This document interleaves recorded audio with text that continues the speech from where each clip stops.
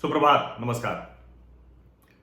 आज नेपाल के प्रधानमंत्री केपी शर्मा ओली वो त्यागपत्र दे सकते हैं और हालांकि कई तरह की खबरें नेपाल से आ रही हैं और वो कुर्सी छोड़ने को तैयार नहीं है और हो सकता है कि कोई बीच का रास्ता भी निकाला जाए। जो बीच का रास्ता कहा जाता है कि उनके और पुष्प कुमार दहल प्रचंड के बीच में निकल सकता है, लेकिन अभी तक की जो खबरें हैं, अभी तक का जो वहां घटनाक्रम है, कल बहुत ज्यादा नेपाल में गहमा गहमी रही और उन्होंने, चूंकि केपी ओली को लगा कि अब बात बिगड़ गई है बहुत ज्यादा, क्योंकि जो पार्टी की जो जिसको बार बार वहां कहते हैं कि सबसे ताकतवर जो है, जो हम हमेशा कम्युनिस्ट पार्टी में जो होता है एक पोलित ब्यूरो जैसा होता है, तो वहां की जो सचिवालय समिति है उसने पूरी तरह से केपी ओली को चेतावनी कल ही दे दी थी कि आपको अब इस्तीफा देना ही पड़ेगा।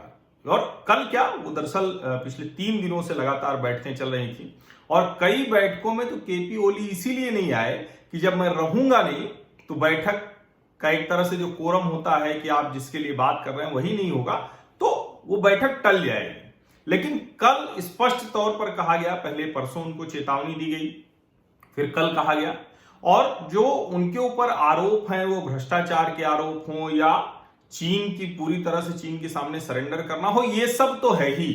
लेकिन एक बड़ी चीज है जिसको बड़े एक डेवलपमेंट के तौर पर अगर हम देखें कि इस बात से नाराजगी है विद इन कम्युनिस्ट पार्टी भी कि आप भारत के साथ दुश्मनी जैसा कर रहे हैं। आपने भारत के साथ रिश्ते पूरी तरह से बिगाड़ लिए और कम्युनिस्ट पार्टी के ढेर सारे नेता हैं जिनका अपना पूरा पढ़ाई लिखाई के लिहाज से, रहने के लिहाज से और बहुत से ऐसी चीजें हैं जो भारत से जुड़ी हुई हैं। निश्चित तौर पर वामपंथियों का कुछ होता नहीं, सीताराम येचुरी भी कहते हैं कि तो वैचारिक तौर पर चीन और रशिया से जुड़े हुए हैं। लेकिन इस सब के बावजूद जो नेपाल की जनता है, वहां के लोगों की जो मनस्थिति है, उसमें किसी भी नेता के लिए लंबे समय तक अगर वो तानाशाह नहीं हो जाता है तो लंबे समय तक भारत विरोधी रुख रख के राजनीति करना मुश्किल होगा।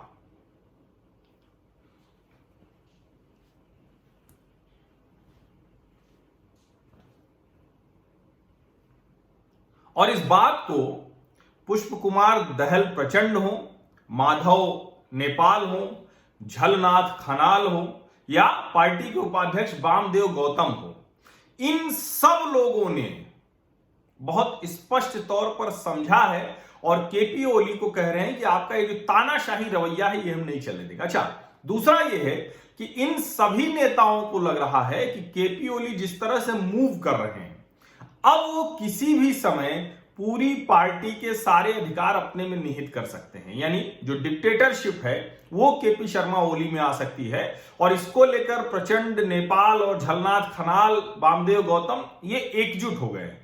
कितने एकजुट हो गए हैं? इतने की जो पूरी की पूरी उनकी जो सचिवालय समिति है, उस सचिवालय समिति में अब सिर्फ 2 लोग उनके साथ हैं। एक हैं उप प्रधानमंत्री रहे ईश्वर पोखरेल और दूसरे हैं विष्णु पौडेल।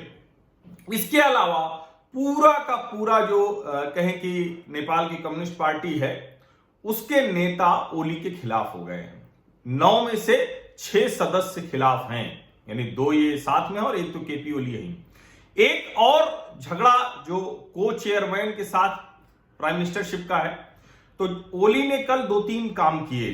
कल उन्होंने जो नेपाल के सेना प्रमुख हैं उनसे मुलाकात की, उसके भी निहितार्थ निकाले जा रहे हैं।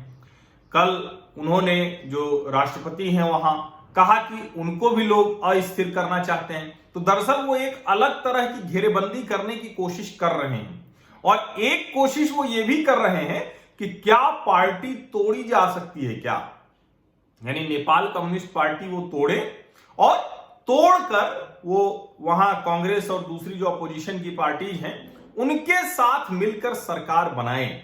ये सब विकल्प हैं जो वहां बहुत साफ तौर पर दिख रहे हैं। और वो जब आर्मी चीफ से मिलते हैं तो उससे माना जाता है कि क्या वो कुछ और तो नहीं सोच रहे हैं, क्योंकि वो राष्ट्रपति से भी मिले, फिर आर्मी चीफ पूर्णचंद्र थापा उनसे मुलाकात की। तो कहीं केपी ओली के दिमाग में कुछ एकदम अलग तो नहीं चल रहा है, क्योंकि चीन के साथ उनकी जिस तरह की एक कहे कि समझ बनी है, और हालांकि चीन किस तरह से उनको दबाव में बनाए हुए है, इसको लेकर कई खबरें हैं। उसको लेकर अलग अलग तरह की खबरें हैं और कहा जाता है कि जो चीनी राजदूत वहां नेपाल में हैं, उनके प्रभाव में ओली बहुत ज्यादा है। केपी शर्मा ओली, चीनी जो राजदूत वहां पर हैं, उनके प्रभाव में बहुत ज्यादा हैं और कई तरह की खबरें काठमांडू में वो तैर रही हैं। जनता पहले से ही नाराज है, भ्रष्टाचार बहुत ज्यादा है, कोरोना वायरस से लड़ाई का तरीका नेपाल सरकार का नहीं समझ में आया और कुल मिलाकर हर चीज के लिए भारत को दोष देना। यानी दुनिया को यह पता है कि चीन के वुहान शहर से वो वायरस आया।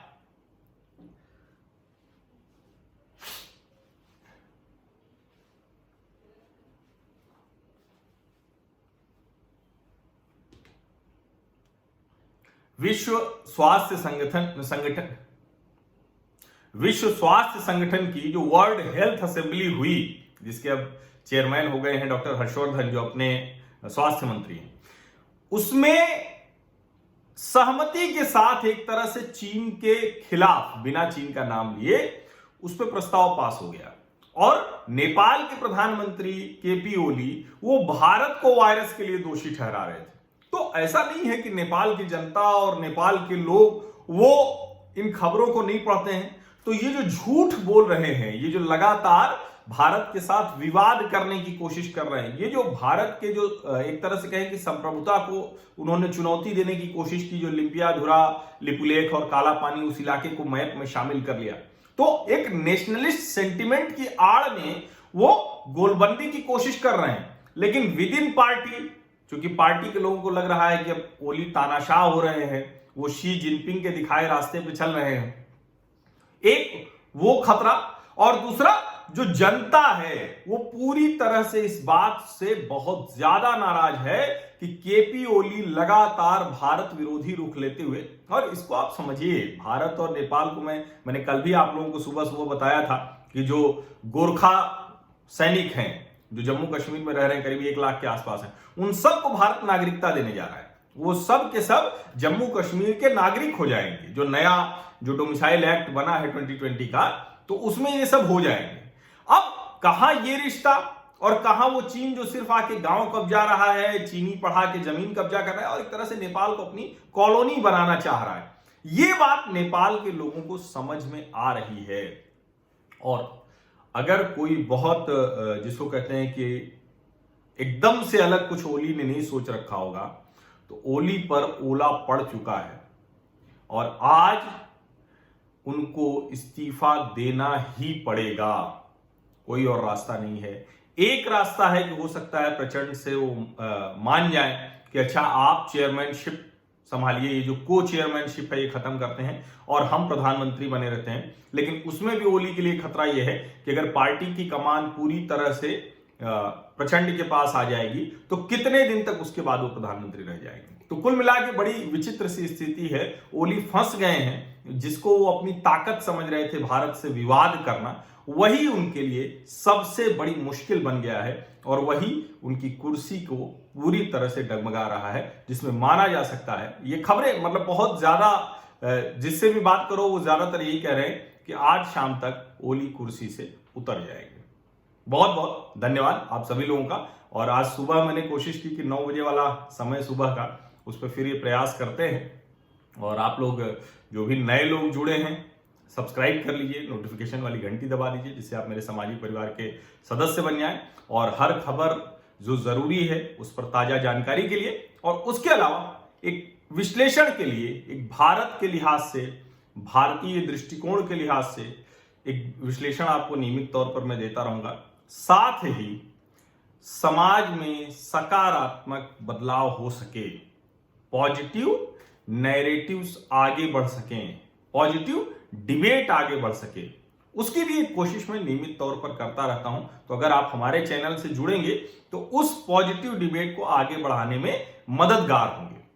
यहां किसी तरह का कोई विभाजनकारी और भड़काऊ वो मसाला आपको नहीं मिलेगा। अगर आप मनोरंजन के लिए, चीखने चिल्लाने के लिहाज से यहां आना चाहते हैं तो माफ कीजिए, ये चैनल आप लोगों के लिए नहीं है। ये चैनल सिर्फ उनके लिए है जो गंभीरता से विश्लेषण समझना चाहते हैं, देश दुनिया की राजनीति समझना चाहते हैं और भारत 21वीं शताब्दी में कैसे आगे बढ़ रहा है या भारत की भूमिका क्या होगी, निश्चित तौर पर सब कह रहे हैं महत्वपूर्ण होगी, तो ये महत्वपूर्ण भूमिका क्या होगी, किस तरह से होगी, कैसे आगे बढ़ेगी, वो सब मैं बारीक बातें आपको बताता रहूंगा। और चीन पर तो खास नजर मेरी है ही है।